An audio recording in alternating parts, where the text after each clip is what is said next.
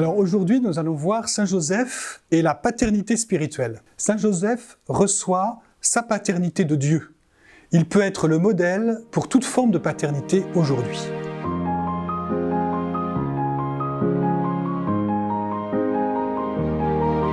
Ô Père, c'est dans la confiance et l'abandon que nous venons te supplier.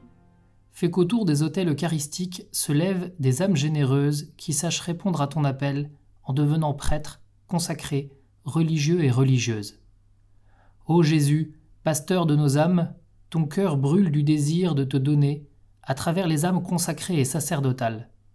Permets que les jeunes soient transformés dans ton amour, qu'ils puissent discerner dans la paix et la liberté le chemin de bonheur que tu veux pour eux.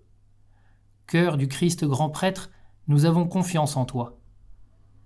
Ô Esprit Saint, suscite au sein du peuple de Dieu de saintes familles, disponibles à l'accueil des vocations en leur sein. Qu'elles aient le désir ardent d'éduquer et de fortifier celles et ceux qui acceptent de se mettre à ta suite.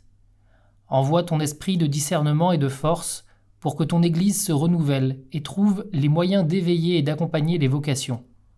Transforme-nous avec Marie et en Marie en un autre Christ Jésus pour la gloire de Dieu et le salut du monde.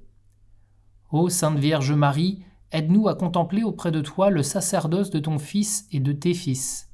Garde les prêtres dans ton cœur et dans l'Église. Cœur immaculé de Marie, Mère de l'Église, prie pour nous. Ô Saint Joseph, époux très chaste de Marie, Père adoptif du Christ grand prêtre, gardien du Rédempteur et protecteur de l'Église, éduque et soutiens les vocations naissantes et apprends-nous à travailler pour le royaume de Dieu. Amen.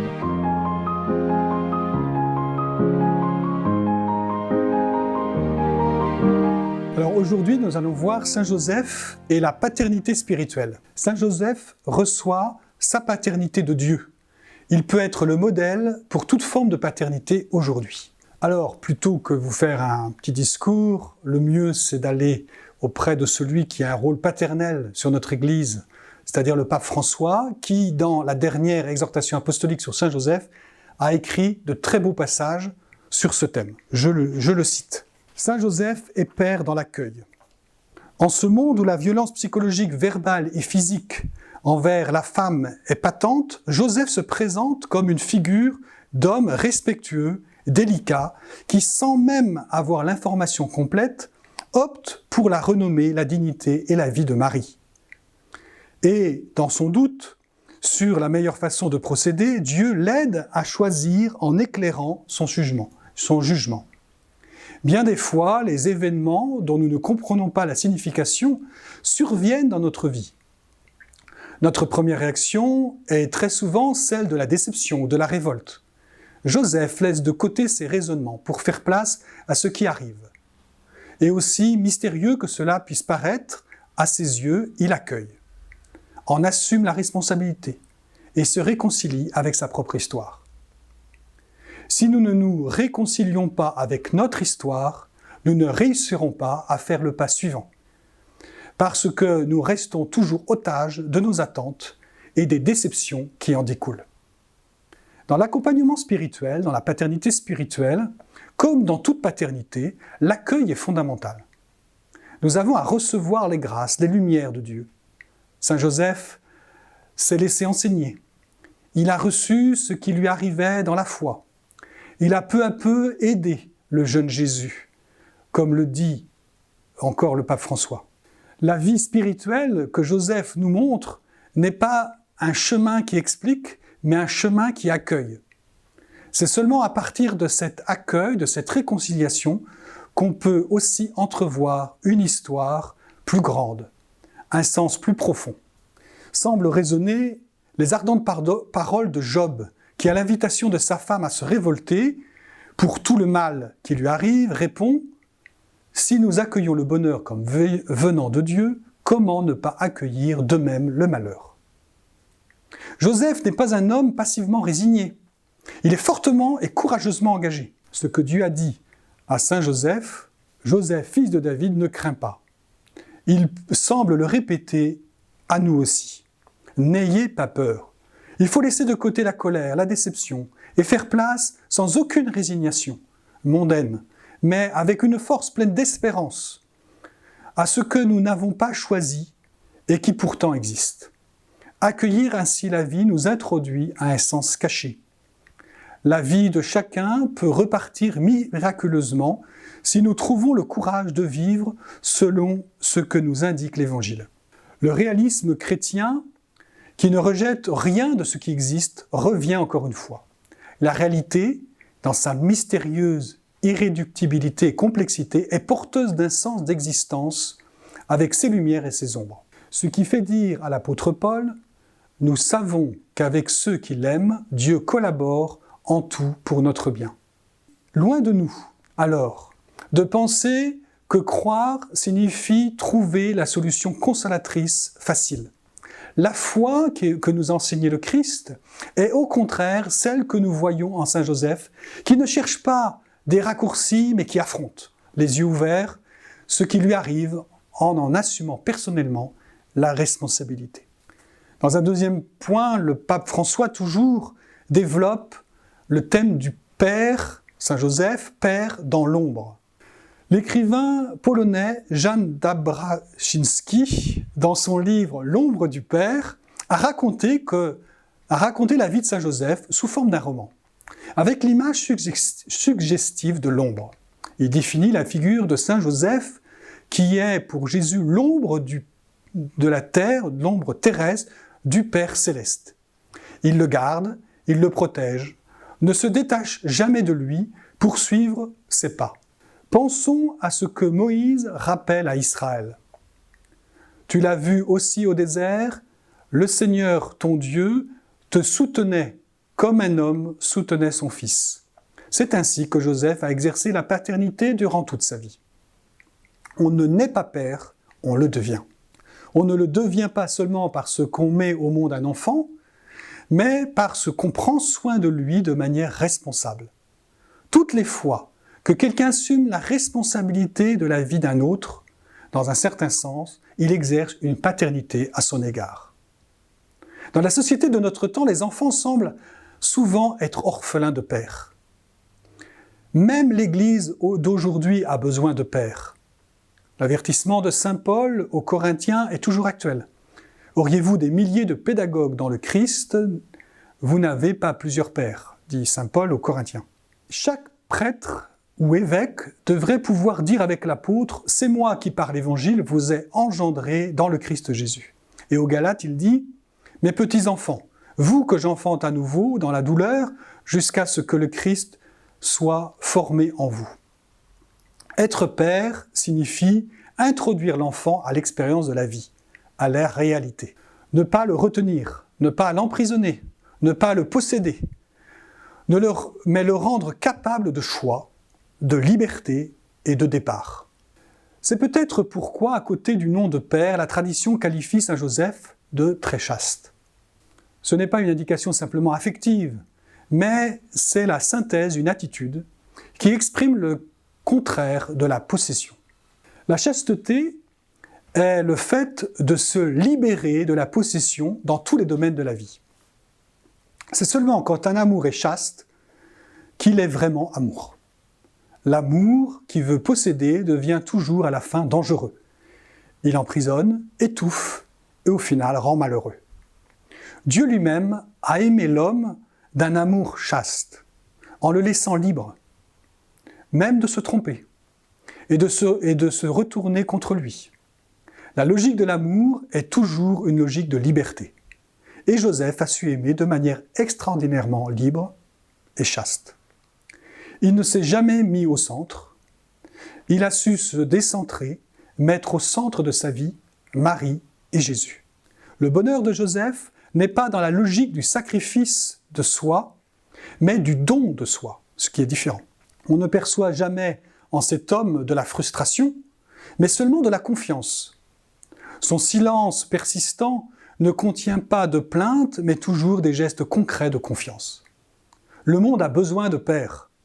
Il refuse les chefs. Il refuse celui qui veut utiliser la possession de l'autre pour remplir son propre vide. Il refuse ceux qui confondent autorité avec autoritarisme, service avec servilité, confrontation avec oppression. charité avec assistanat, force avec destruction. Toute vraie vocation naît du don de soi, qui est de la maturation du simple sacrifice. Ce type de maturité est demandé même dans le sacerdoce et dans la vie consacrée. Chaque fois que nous nous trouvons dans la condition d'exercer la paternité, nous devons toujours nous rappeler qu'il ne s'agit jamais d'un exercice de possession, mais d'un signe qui renvoie à une paternité plus haute.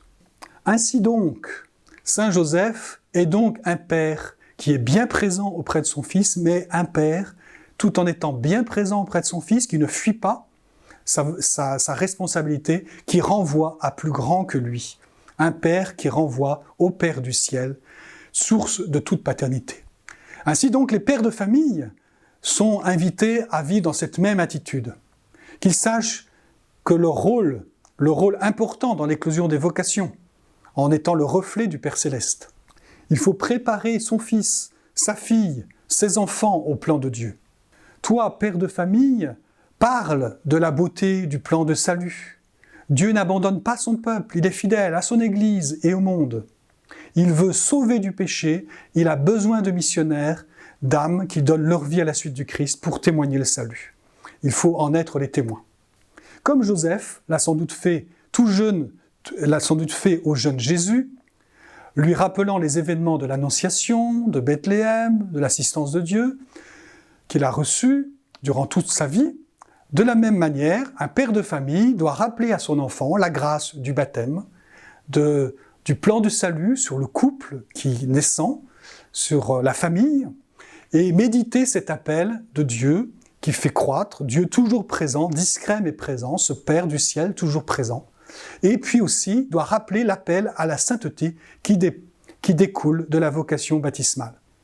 Préparer ses enfants à quelque chose de grand, même si cela reste encore caché aux yeux du monde et aux yeux même du Père.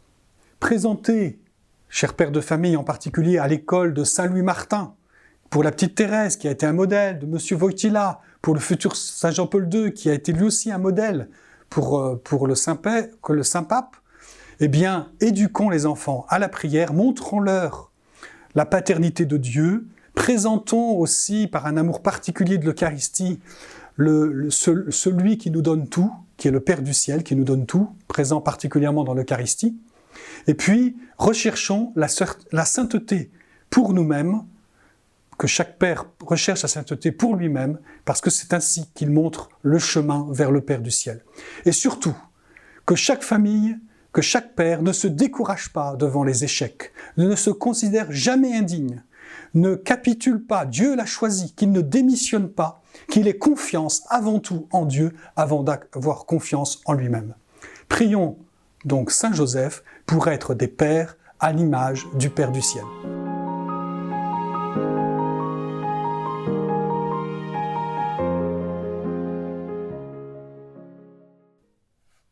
Notre Père, qui es aux cieux, que ton nom soit sanctifié, que ton règne vienne, que ta volonté soit faite sur la terre comme au ciel. Donne-nous aujourd'hui notre pain de ce jour. Pardonne-nous nos offenses, comme nous pardonnons aussi à ceux qui nous ont offensés. Et ne nous laisse pas entrer en tentation, mais délivre-nous du mal. Amen.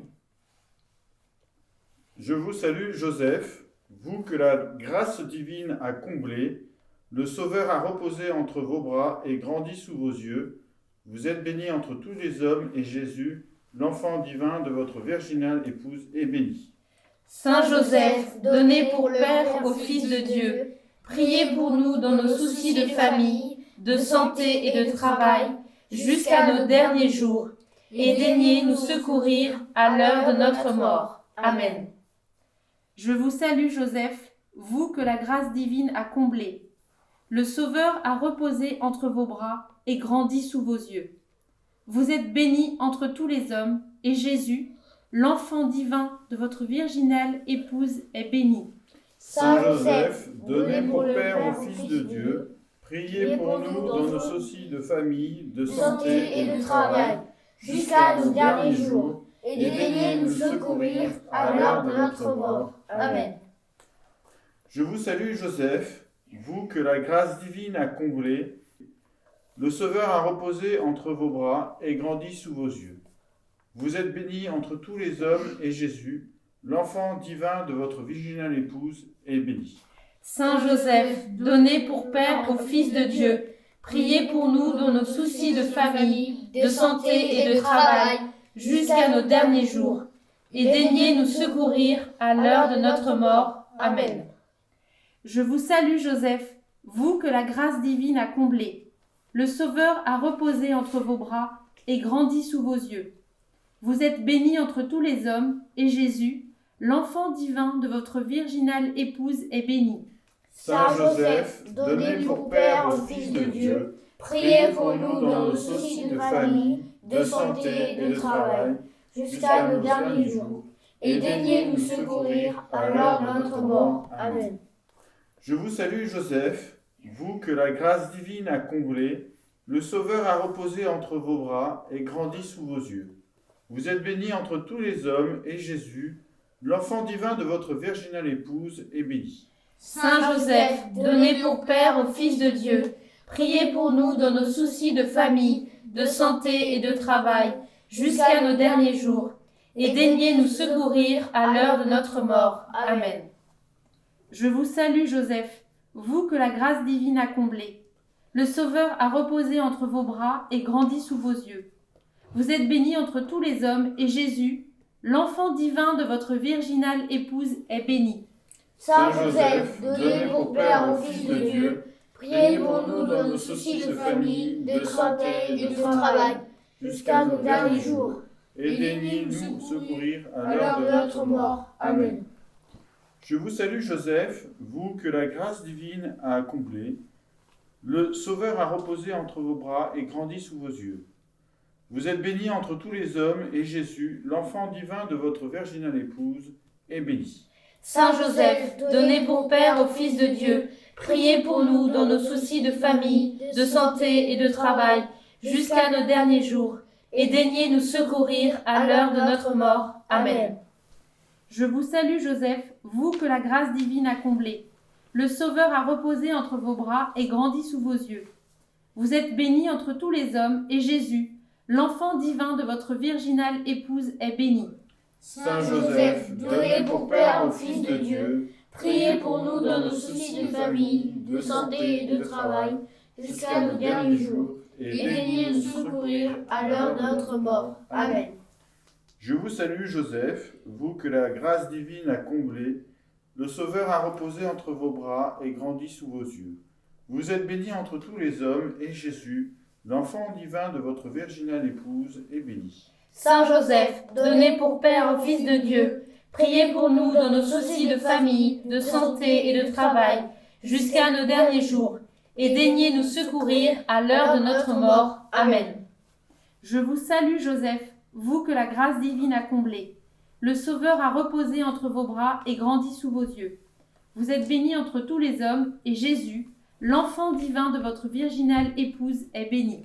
Saint Joseph, donné pour Père au Fils de Dieu, priez pour nous dans nos soucis de famille, de santé et de travail, jusqu'à nos derniers jours, et daignez nous secourir à l'heure de notre mort. Amen. Gloire au Père, au Fils et au Saint-Esprit, comme il était au commencement, maintenant et toujours, et dans les siècles des siècles. Amen.